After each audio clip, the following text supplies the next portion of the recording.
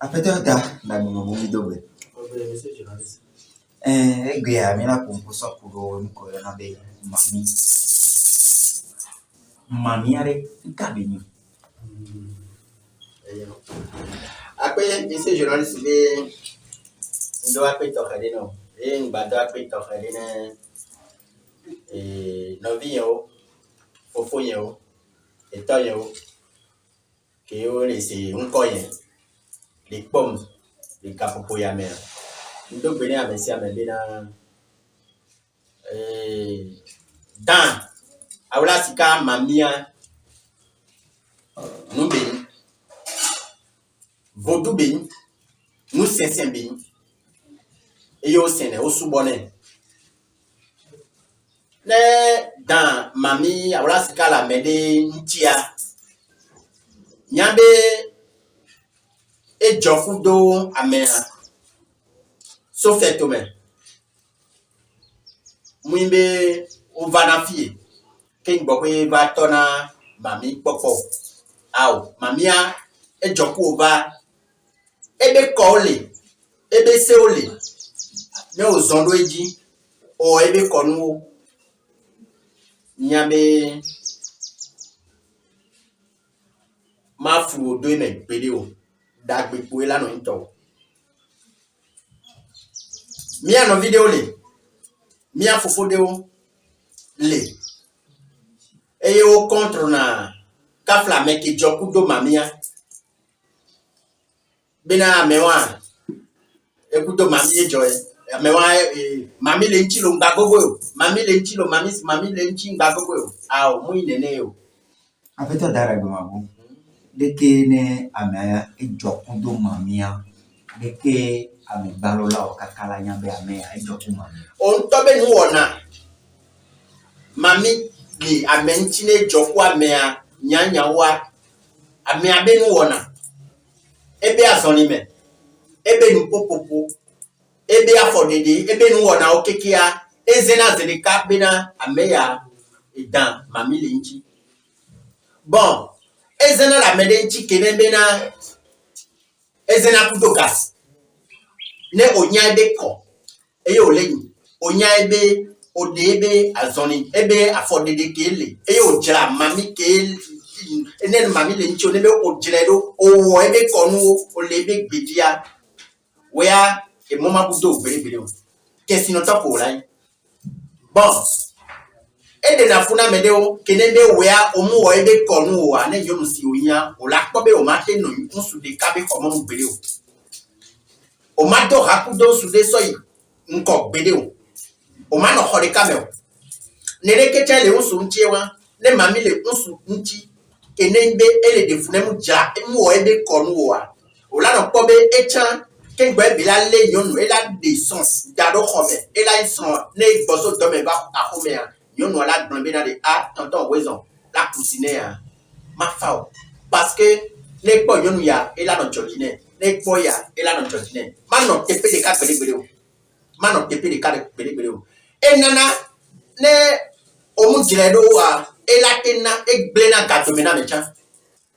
nuko la o eye gala vano wa no be ole we a o ma ko nko yile me gbere o ezene la mede chikene be na kafla me ade dog vitukide ne gbale sa nti gbalo ne nyom de ne gbale sa nti gbalo a ela nkesi no to ela nkato le me parce que ejele do enya ebe ko enya ebe afod enya nuke mate du enya nuke mate do enya bon enya ka keme mate gogo nsuwa enye donc ne be ode ne ole de ne be afod e dan mami ntia nkan do jibina wea e moma budo gbere o kafla mami be ya njina be na mede rest va ne ele defuna meya ntole kene be meya ikobina de dans mami ele defuna mlanza me mke le dawo mano tonku do nsu jamais voine njivone mfo emu le suli akata eno e wona ne musu ntocha kene bena e la no ton kuto yon voile be jivone fon la on me mano ko yon de pele akata me ne Afeto dara guma ma so ye wa diare de ne o dano kudren be kudon yole alo yon e dano kudren be kunu sole are ko are mami be nu ko benya e wa mami be noe ne mami mu le nti o mami mu le nti o wa o ma te fon o ma te down me do le aka fla osu de o le a e wona no kaka o blina abati keke complete o ebe osu meni dona le nti donc mami le nti o wa ne le wono nene a kon nyanse de kabe ma vo mi yo wa me yo la ponye le olo e wa cha enye be si ke o la po bina de na mami allo bon constate bina ne mla nsamia le don ku yon kafla suboto de olia o sto de bina azi vo amu nyanse gendo me na po no mu se gome wa yo yen dada goma 00228 90 93 68 12 alors 99 42 70 45 ola kelo yen da goma bunti maku e gome no mayo ape clan le to ame le si ame nuke le jora me ya jiu nen kaka wetri wa me no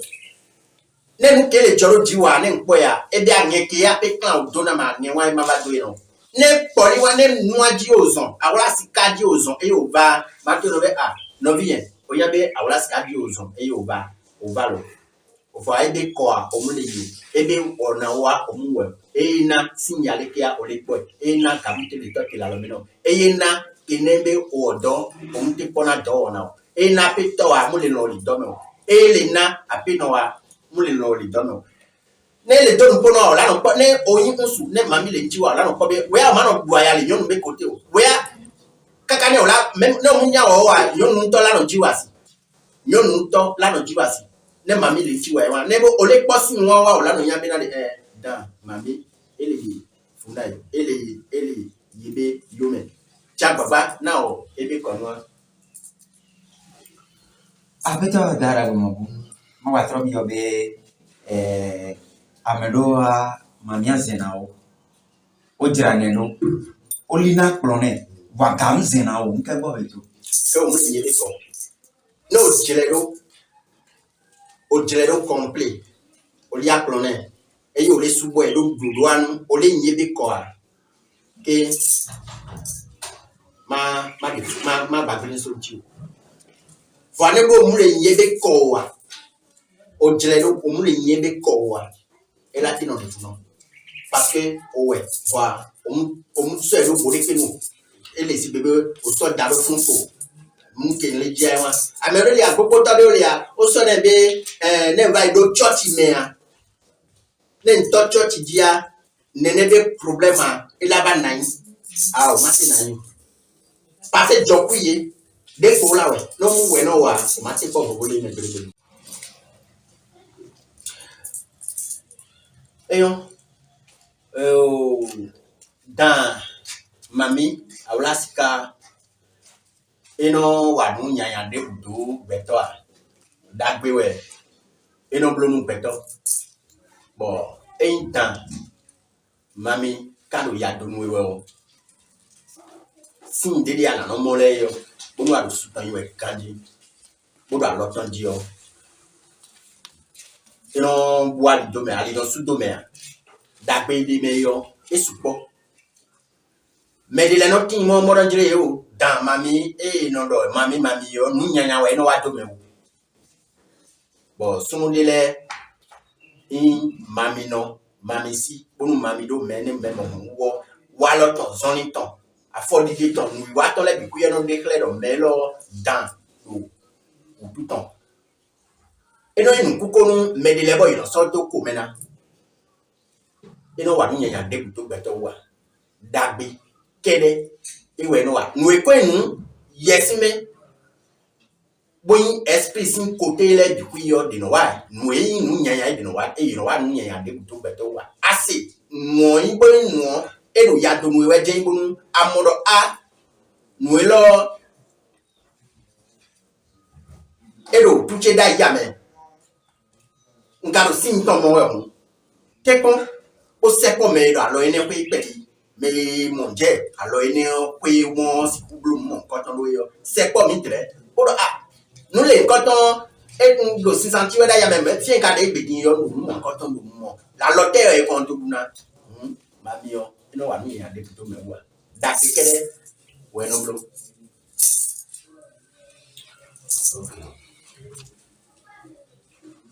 Mi na dɔxɔ ƒe ɖe nu tolomitɔ Dadagbe TV le na time nu ƒe ɖe nu yi do Mami Sikawo do mi wa do mi mo ebo alo sise we uve tolomitɔ le lo.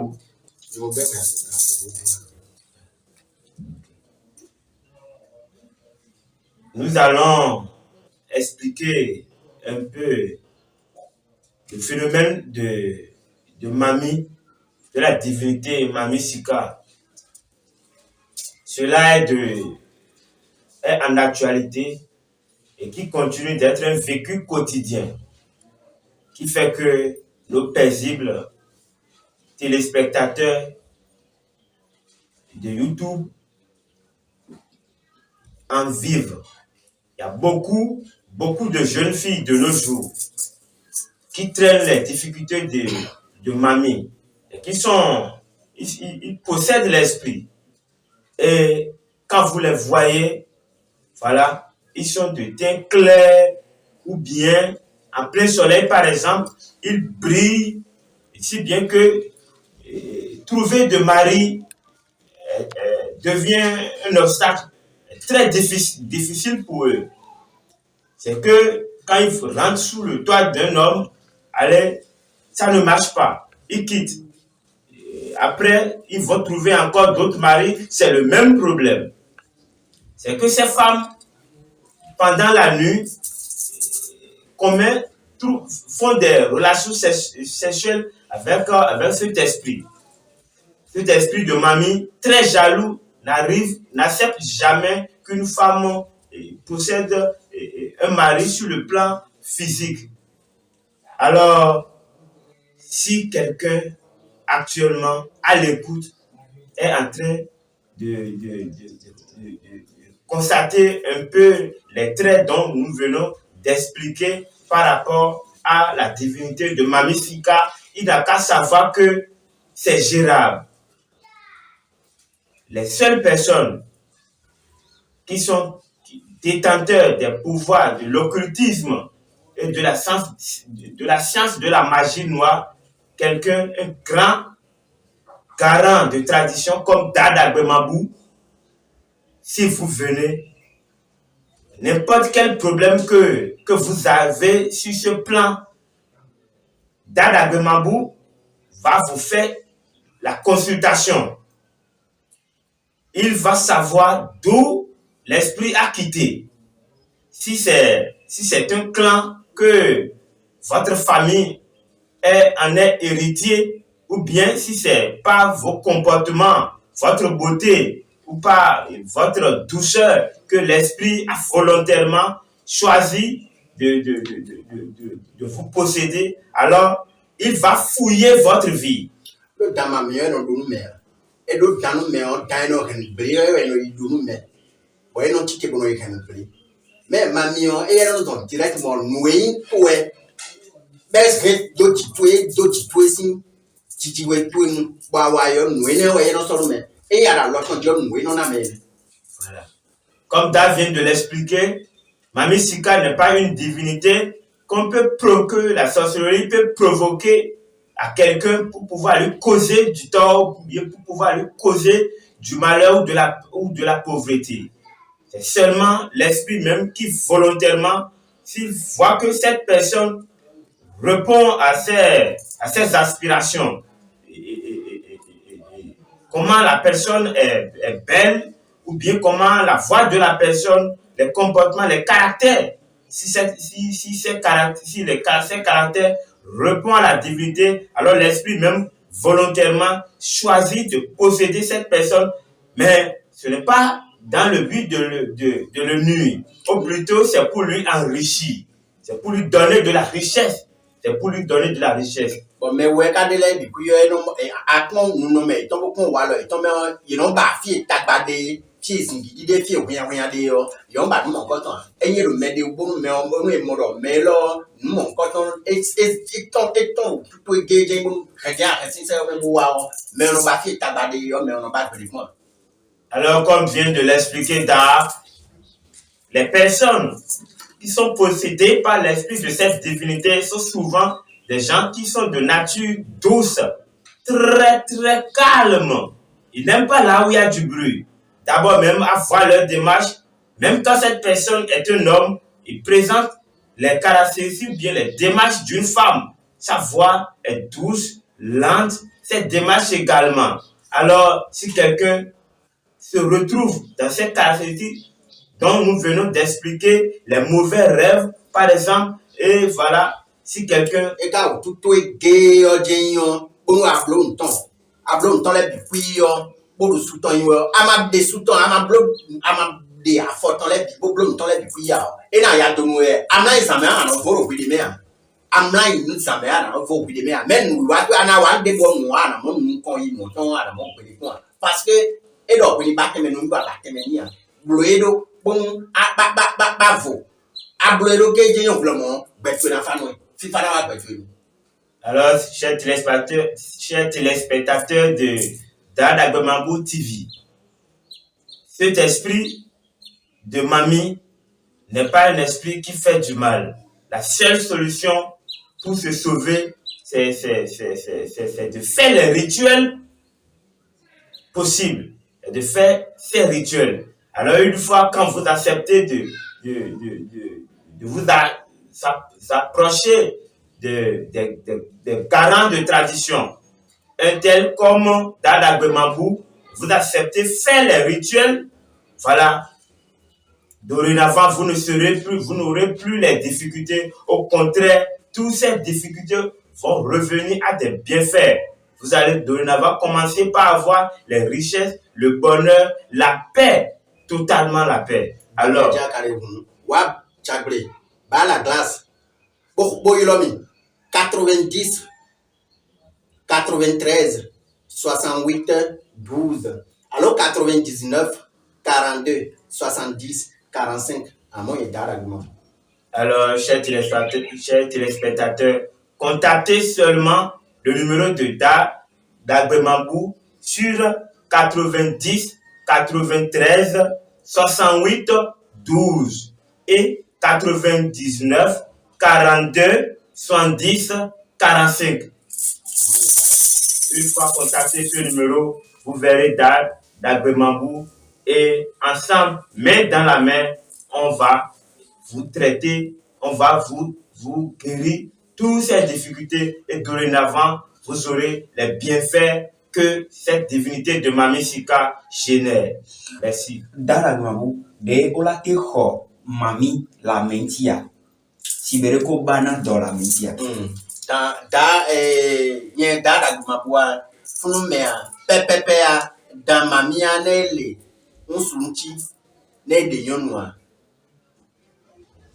e de na fune yonwa boy ne le yonunchi kenebe e de unsudea e ajinado unsu achanji donc ne milagbe e gbone ne miano mamia unsu alaba ola wa flana ya ola protéger ya do delisi bele funu kwa ke imbena magbano de fune unsuwa ne yonu anchi bele ne bele de fune unsuwa mila wa flane ne unsuwa ne yonu anchi ne unsuwa anchi bele ne le de fune yonuwa ne mo omuho afla kla o adomewa ela no de fune yonu akaka ke ne imbena o evanana ke o bena wa no nsuwa kudo yonwa ogbena wa no vane be ohwe ojira o ame viado o de na yin bobodi o la no po nsu kudo yonwa o la de wa no nwede voa majiji me tukadabana ogbena wa no o na divorce a won e forcer parce que bon kakeme on soit anti bele kakeme son mamia ba igboa ne yonu ale akadamene ya tukada bara hwa ola da confident ola onu kan yan ke o mate wo kudo wa no wa o woni ne yonu anti bele ne son mamia ba igbo lebe musu wacha musu kebe dia ne le difune ya le bia zandia